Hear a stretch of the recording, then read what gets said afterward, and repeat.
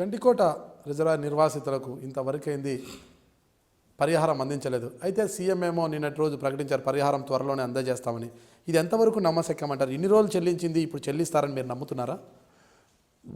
MPTC elections స్థానిక సంస్థల ఎన్నికలు ఉన్నాయి మార్చిలో, స్థానిక సంస్థలు ఎమ్మెల్సీ. ఈ ఎమ్మెల్సీ వరకు వీళ్ళని ఆకట్టుకునేదానికి, ఎంపీటీసీలను లోబర్చుకునేదానికి, జిల్లాలో ఒక మంచి పేరు తెచ్చుకొని ఎంపీటీసీల మధ్య ఉండేదానికి చేసే ప్రయత్నమే తప్ప ఈ స్థానిక సంస్థల ఎమ్మెల్సీ అయిపోయిన తర్వాత వాళ్ళకి ఏమి ఇచ్చేది లేదు, ఇచ్చేది లేదు. గండికోట నిర్వాసితులకు పరిహారం అందించే విషయమే మీరేమన్నా పోరు సాగించే అవకాశం ఉందంటారా? పార్టీ నిర్ణయం తీసుకుంటుంది. అది నా లెవెల్లో ఉండే అంశం కాదు. పార్టీను జమనుడు కాన్స్టిట్యున్సీ రాష్ట్రంలో 2014 ఎన్నికల్లో ప్రభుత్వం ఏర్పాటుకు ఇక సిద్ధంగా ఉంది వైసీపీ అనుకుంటున్న తరంలో అనుకోకుండా చంద్రబాబు నాయుడు చరిష్మాతో కావచ్చు, ప్రజలు చంద్రబాబు నాయుడు అయితేనే రాష్ట్రాన్ని అభివృద్ధి చేయగలుగుతాడని నమ్మచ్చు కావచ్చు, లేకపోతే మోసపూరిత వాగ్దానాలను మీరు చెప్పచ్చు. ఏది ఏమైనా చంద్రబాబు నాయుడు ముఖ్యమంత్రి అయిపోయాడు. అయితే ప్రస్తుతం చంద్రబాబు నాయుడు యొక్క ప్రభుత్వ పాలనపై ప్రజల్లో వ్యతిరేకత అనేది వ్యక్తం అవుతుంది. అయితే చంద్రబాబు నాయుడు పాలనపై ప్రజల్లో వ్యక్తం అవుతుంటే ఒకవైపు, మరోవైపు జగన్ యొక్క గ్రాఫ్ ఏమాత్రం పెరగడం లేదనేది ఒక వాదన ఉంది, విశ్లేషకులు అభ్యర్థిస్తున్నారు. అది ఎందుకు అలా జరుగుతోందంటారు? అది నేను విశ్వసించడం లేదు. ఉండేది రాష్ట్రంలో రెండు పార్టీలు, YSR Congress party, Telugu Desam party. Telugu Desam party పైన ప్రజల విశ్వాసాన్ని సంపూర్ణంగా పోయినప్పుడు చంద్రబాబు నాయుడు చెప్పిన ఏ ఒక్క వాగ్దానాన్ని నెరవేర్చలేదు, ఈయన ప్రజలను మోసగించినాడని చెప్పి ప్రజలు ఆయన పూర్తిగా విమర్శించే నేపథ్యంలో ఆ పార్టీకి ఓటు వేయకుండా ఉన్నప్పుడు ఏ పార్టీకి వేయాలంగా?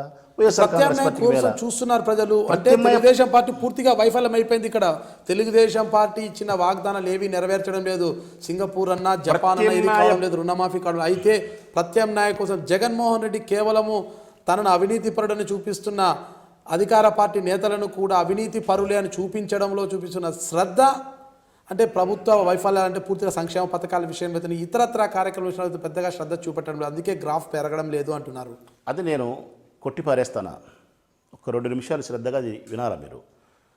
చంద్రబాబు నాయుడు ప్రభుత్వం మీద ప్రజలకు విశ్వాసం పోయిన మాట ఒకటైతే, ఒక్కసారైనా జగన్మోహన్ రెడ్డికి అవకాశం ఇచ్చి ఆ యువకుని యొక్క పరిపాలన చూడాల్సిన అవసరం మనకు ఉంది అని ఆశించే వాళ్ళు మరికొంతమంది అయితే, రాజశేఖర రెడ్డి రక్తం కాబట్టి ఖచ్చితంగా ఇది మంచి పరిపాలనే ఉంటుందని చెప్పి నమ్మే విశ్వసించే వాళ్ళ సంఖ్య ఎక్కువ ఉంటుంది.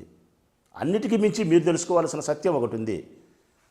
అన్ని అబద్ధాలు చెప్పినప్పుడు చంద్రబాబు నాయుడు ప్రజలను నమ్మించిన సందర్భంలోనే నరేంద్ర మోడీ గారి గాలి ఉన్నప్పుడే, పవన్ కళ్యాణ్ గారు దాంట్లోకి దూరినప్పుడే, మాపైన విషప్రచారం జగన్మోహన్ రెడ్డి కడప రాజకీయం అని చెప్పి విషప్రచారం చేసినప్పుడే, డబ్బులు విచ్చలవిడిగా ఖర్చు పెట్టేప్పుడే, కుల రాజకీయాలు తీసుకొచ్చినప్పుడు, ఇన్ని కారణాలు కలిసి అన్నిటికీ మించి వ్యవసాయ రుణమాఫీ చేస్తామని చెప్పిన ఈ గొప్ప అబద్ధపు మాట ప్రభావం చేత వాళ్ళు మా మీద గెలిచింది 5 లక్షల ఓట్ల వ్యత్యాసంతో. 5 కోట్ల ఓట్లలో 5 లక్షల ఓట్లతో 1.4349 ఓట్లతో వాళ్ళు గెలిచినారు. ఆ సందర్భంలోనే 1% వ్యత్యాసంతో గెలిచిన ఈ పార్టీ రేపొద్దున 2019లో గెలిచేటప్పుడు మా మీద విశ్వాసం లేకుండా పోతుంది ఎందుకు అనుకోవాలా?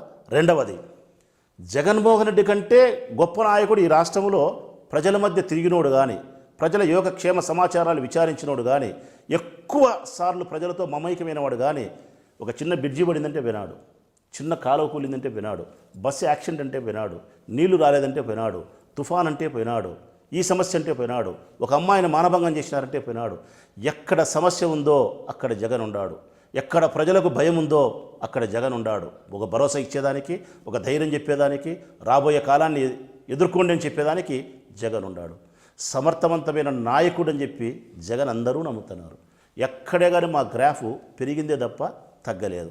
100కి 101% జగన్మోహన్ రెడ్డి మీద విశ్వాసంతోనూ, చంద్రబాబు నాయుడు మీద అసంపూర్ణమైనటువంటి వ్యవహారంతోనూ, అవిశ్వాసంతోనూ మా పార్టీ అధికారంలోకి వస్తుంది.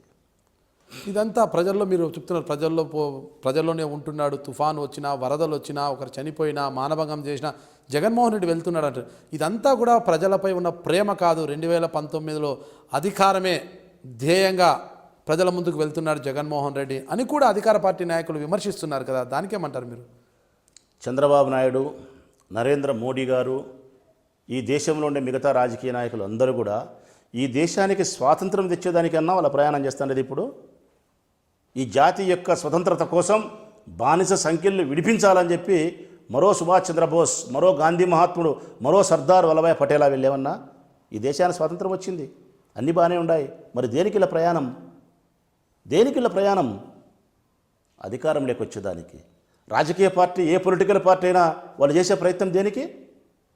అధికారం లేకొచ్చేదానికి. ఓ విద్యార్థి చక్కగా చదివే దేనికి? మంచి ఉత్తీర్ణతో పాస్ అయ్యేదానికి. ఓ రైతు వ్యవసాయం చేసేది దేనికి? గొప్ప ఫలసహాయాన్ని పొందేదానికోసం. ఓ కుటుంబంలో ఇరువురికి పెళ్లి చేసేది దేనికి? వారికి ఒక కుటుంబ బంధం ఏర్పడి వంశం అభివృద్ధి చేసేదానికోసం. వ్యాపారం చేసేది దేనికి? డబ్బు సంపాదించేదానికోసం. అట్నే ఒక పొలిటికల్ పార్టీ కూడా ప్రయత్నం చేసేది రాజకీయంగా నా పార్టీ అధికారంలోకి రావాలి, ఆ అధికారం ద్వారా ఈ ప్రజలకు నేను సేవ చేయాలి, ఈ సేవ చేసిన దానివల్ల నా జన్మకు సార్థకత తెచ్చుకోవాలి అనే ప్రయత్నమే చేస్తారు. జగన్మోహన్ రెడ్డి చేస్తానేది అదే, చంద్రబాబు నాయుడు చేసేది అదే, ఎవరైనా చేయాల్సింది కూడా అదే, చేయాల్సింది కూడా అదే, తప్పులేదు. నేను మీ రాచమల్ల శివప్రసాద్ రెడ్డి, వైసీపీ ఎమ్మెల్యే, ప్రొద్దుటూరు. మీరు చూస్తున్నారు ఐ డ్రీమ్ న్యూస్.